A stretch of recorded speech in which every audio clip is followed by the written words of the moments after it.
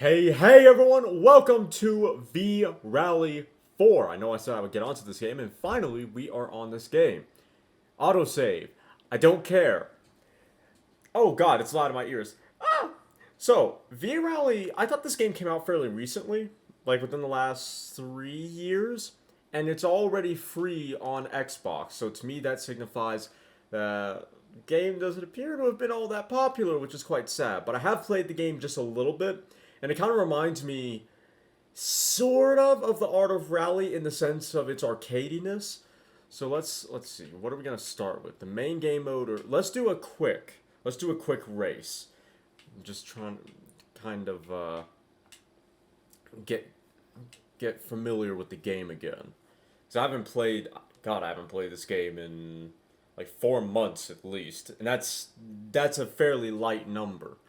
Alright, so we have a lot of cars here. V-Rally's got a good selection of rally cars. So you have early Group B with the Opel Manta 400, or Manta, sorry. You have later 2000s rally vehicles like the Mitsubishi Lancer Rally. You have the Lancia Delta S4. We have the Delta HF Integrale, the 037, the Stratos, the Fulvia. I didn't think we had the Fulvia, okay. We have the Ford Escort RS 1600, the Ford Escort Mark II 1800. Oh, okay, but that's the earlier one, actually. This is the later one that I prefer.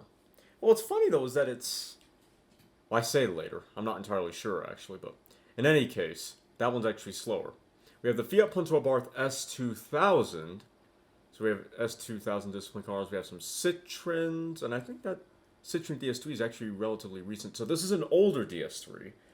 Is this a newer DS3? It is a newer DS3. You can tell it's a newer DS3 because they have that outer DRL right there. Earlier DS3s like this one actually did not have that. So V-Rally 4's got a pretty good car list, a fairly modern but also fairly historic car list. I mean, we have the Zara kit car. I mean, holy mess. DS3 or okay. Let's see. So what are we going to choose? We've already seen that there's a good selection of rally cars here. Oh, they even have a Porsche RGT. That's cool. Let's see. Do they have they have an Opel. They don't have a Vauxhall. Okay.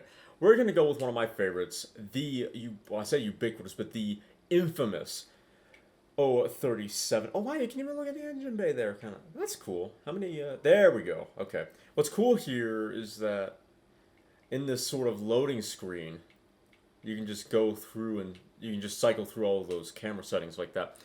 Okay, wow. So, again, V-Rally to me seems like a really arcadey racing game, but you look at this setting, or the car settings here, and Gearbox, which Dirt 3 has as well, and that's a very arcadey game, and then ground clearance, same thing, but spring length, and some of the other ones, that is much less arcadey. That's a bit of a surprise from a game like this. And you can upgrade. That's awesome. Technical sheet. Okay, 1.7 liter, 4-cylinder. It's a 4-cylinder turbo. But the thing is, it's twin charged. So you have a turbocharger and a supercharger. So it's not just wow. So this game is way more, has a lot more depth to it than I gave it credit for. That's for sure. Okay, very Dirt 3 style stage opener. Okay. So, let's rev it up.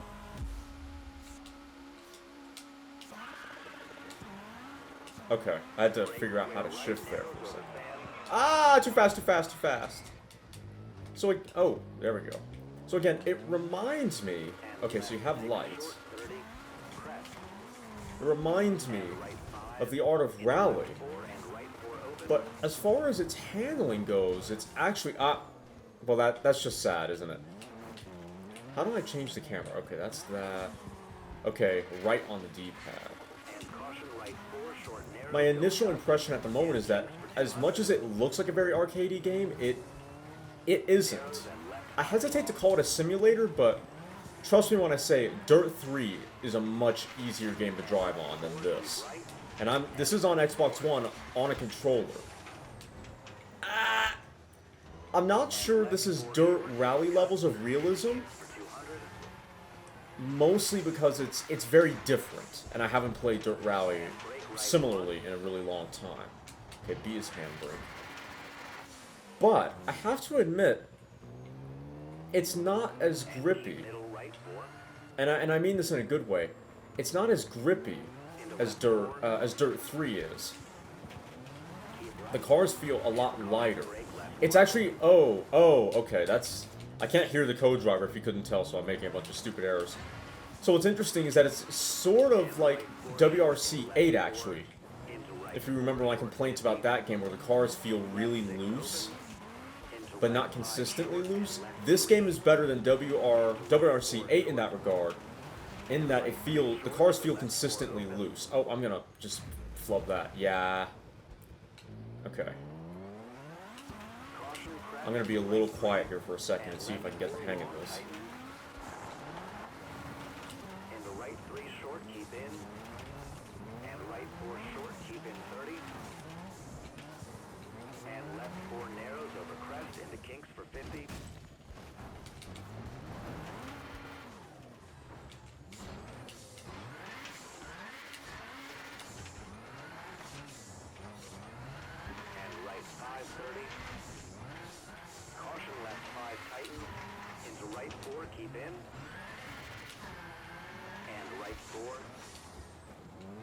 Okay, so, my thoughts for the moment.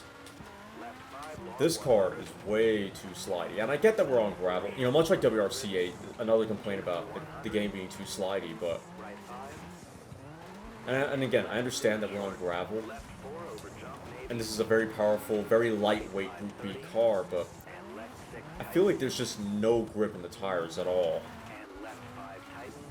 The car, kind of like WRC 8, feels very floaty. So, my initial thoughts at the moment, I prefer the consistency of the handling model. The car, at the very least, is always moving around, and correcting for a slide isn't nearly as difficult as it is in WRC 8.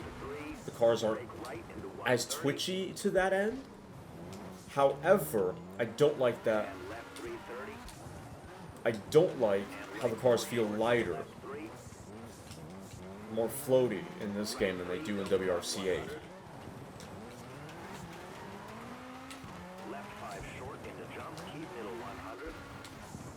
Oh. So definitely not like Art of Rally at all. Unsurprisingly, but... Downshift.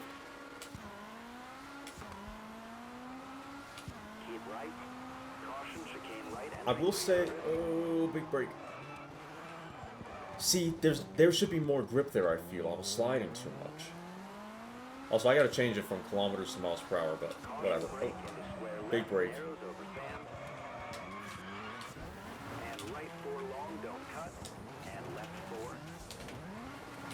I'm starting to get the hang of it. So, this isn't a game... You have to drive it very differently to Dirt 3, certainly, and even WRC 8. In WRC 8, as bad as I am, you can go really quickly. This game, no. You cannot. See, look at how terribly I did. You cannot go balls to the wall. You can't do it. You have to be a lot more careful. Let's see. Yeah, so unlike, say, WRC 8 or Dirt 3, I'm not going flat out on the throttle. I'm not opening it up all the way. You can't in this game. This game does not allow for that. Same? Ugh. Yeah.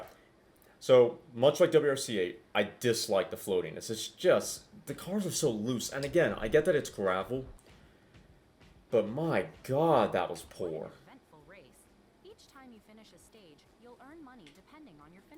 That's fine. Let's go do another rally. Please let me...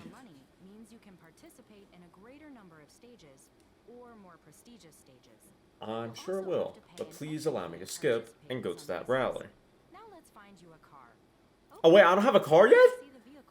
That's annoying.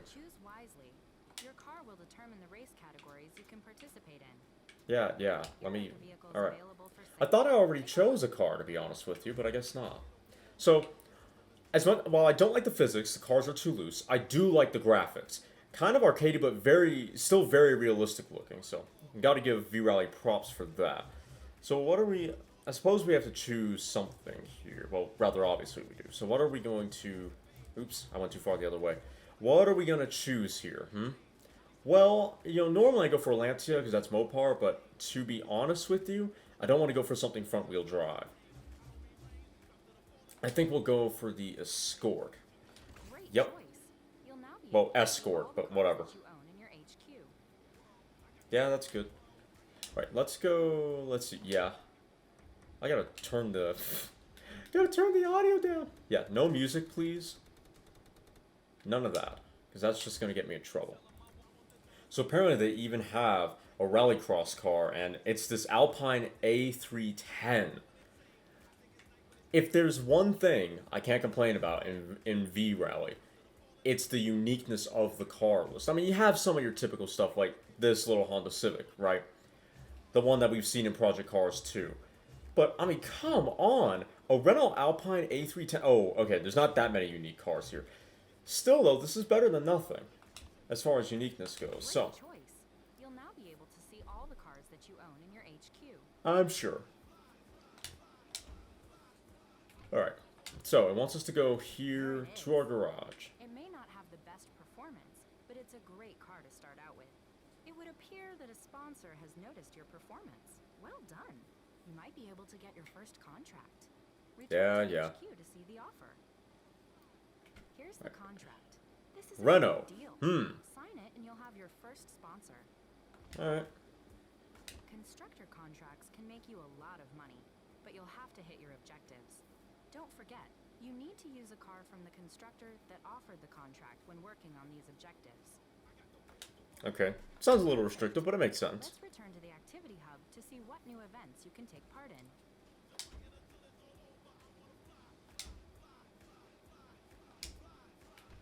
What I want to know is how to save. Whatever. Activity hub. Let's see. A rally. Let's do a rally. You don't have a car suitable. What? I thought I bought one. Dang it. And how expensive. What? Can I not afford it?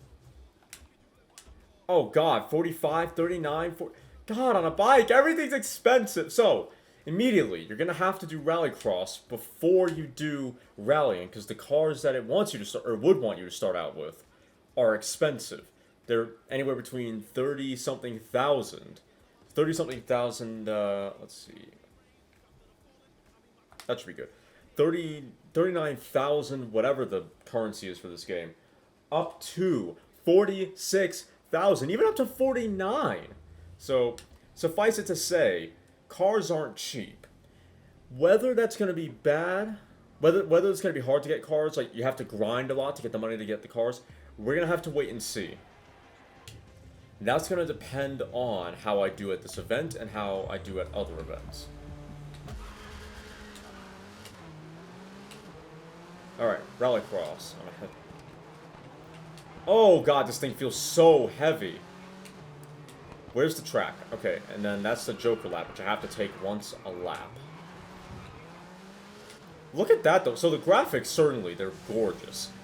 It's weird being in this kind of arcade-style, far-away third-person view, like even further than Forza, but you can't say the game does not look good, because it does look good.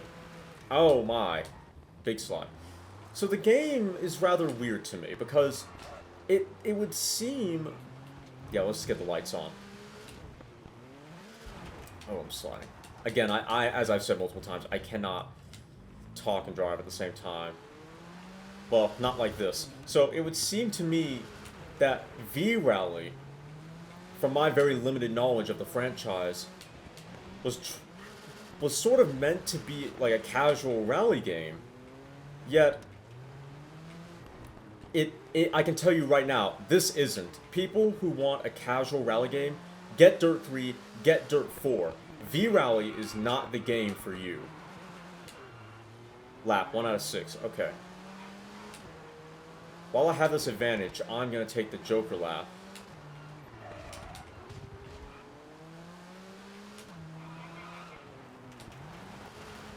Come on. There we go. Get some grip. Yeah, that Joker lap definitely slows you down. Because they're now right back on my bumper. That's fine.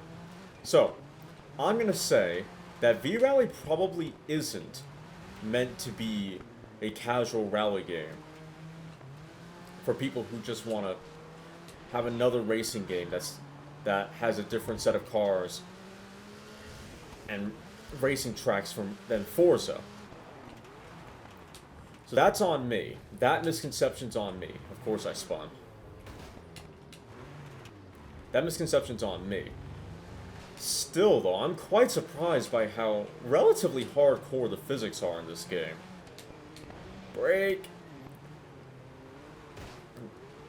You can spin easily if you're not careful. And you really have to focus on what you're doing with the throttle and the steering. You can't dirt 3 it and just chuck cars in willy-nilly with a carefree mindset. No, you have to be much more mindful of what you're doing and how you're driving. Come on, undercut. Here we go. There we go. I will say though, I'm not necessarily enjoying the Alpine at the moment. It's very, very heavy feeling.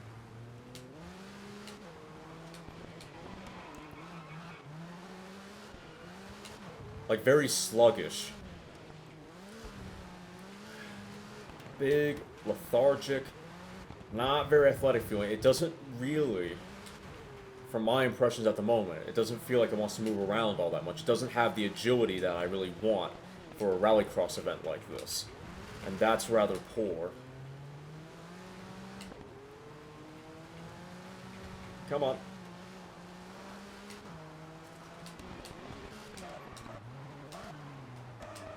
It's weird. It didn't want to slide there, and I was ripping the handbrake as much as possible. Alright. I'm glad I took that Joker lap already, though. So the car is really grippy on the tarmac, which it should be to an extent, and then it's a little bit slidier on the dirt. And I know that sounds stupid, but my point, what I'm getting to is this. It's not sliding enough on the tarmac.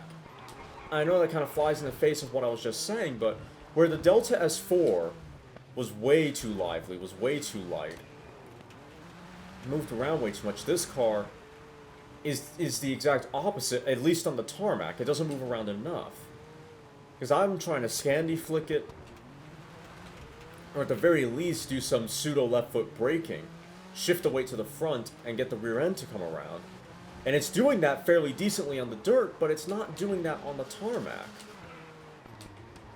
Like, I held the handbrake for a good few seconds there and nothing happened. There we go. So it would appear to me that you have to be a lot more aggressive. Yeah, you gotta be much more aggressive than I'm used to get the car to start moving about on the tarmac, but the dirt, no. And so again, it's very strange. Because it feels heavy, and you kind of have to treat it like it's heavy when you want to initiate a slide without ripping the handbrake. On the tarmac. Let me clarify that. On the tarmac. On the dirt, you can do Scandi flicks and your pseudo left foot braking, and I say pseudo left foot braking because controller. But you can use the brakes just to upset the balance of the car and get the rear end to slide. Because that's what I did then. That's exactly what I did then, and it works. But it doesn't work on the tarmac. Watch if I try that here. I had to be really aggressive and hold the brake for a very long time in order to get that to work. And considering that this car is not on tarmac tires, it's on, I would imagine, largely dirt tires, it should actually be moving around a little bit more because it's not on slicks or a tire compound that's optimized for tarmac duty. But again, you have to be way more aggressive than I would have expected with this car to get it to start sliding on the tarmac. Oh, I overdid it. That's on me. We did open up a big gap though. I didn't realize I was doing that not poor, because I feel like really, I'm driving like crap, and I'm sure most of you are going to be roasting me in the comments about my poor driving. But yeah, I would have expected the car to move around a little bit more on the tarmac, and it isn't. You have to be hella aggressive with your left foot braking and with your Scandy flick in order to get it to do what I just did. And that's really irritating, actually. It's really irritating because, again, on the dirt, it moves around perfectly. It still feels heavy, really heavy, so I don't really like driving that car. You put up a good fight. Shut Now up. that you're competing in your own car, Shut up! you're also going to have to pay for your own repair costs. I would think so. I would think so. So again, the car moves around a lot more. Sorry, no, doesn't move around enough. Yeah, okay. As a driver just starting your career, I- you will be alone in your journey. Eh, Start working with people who will help you manage your contracts, Go away. budget, and so on. Go away. Okay. Can I do this? Okay.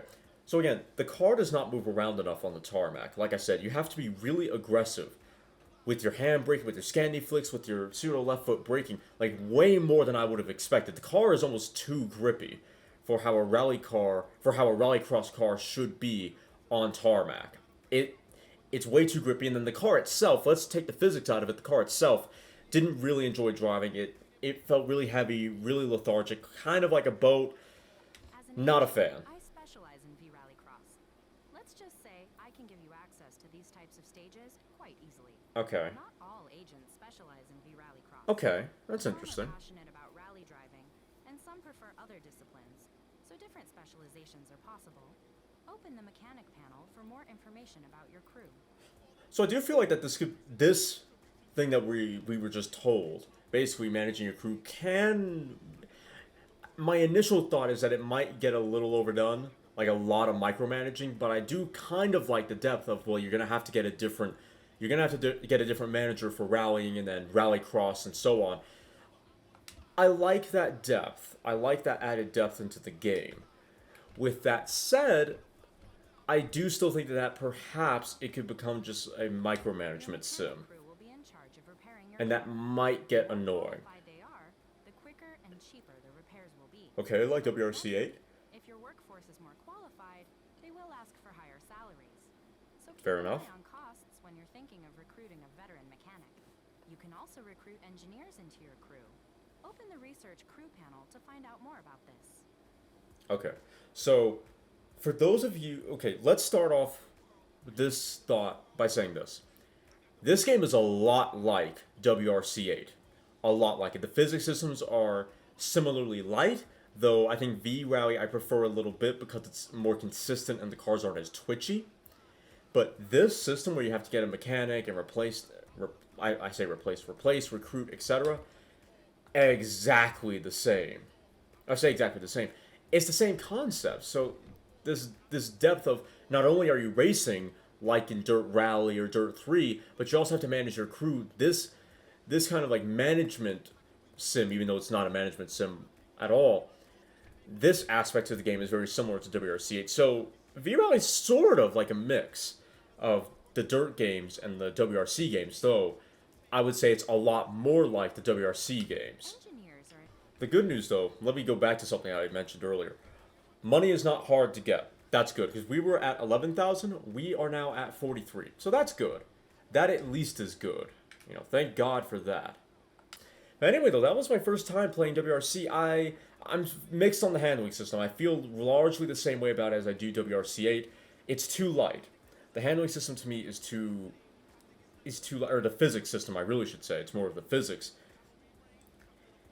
At the very least, for the Delta S4, that car was way too light and definitely did not have enough grip. Even though I know we were on gravel, I did not enjoy it. The Alpine, I enjoyed less from a car. I enjoyed it less. No, what I'm trying to say is I enjoyed that, or didn't quite enjoy that, more so because of the way the car itself handled rather than the overall physics system. But as opposed to that end, then the Delta S4 is a similar way where that's how the Delta handled rather than the physics system as a whole, because the Alpine felt nothing like the Delta. The Alpine felt heavy, lethargic, not very athletic, and then again on the tarmac, it did feel a lot more planted, to its credit, but again, it was too far the other way.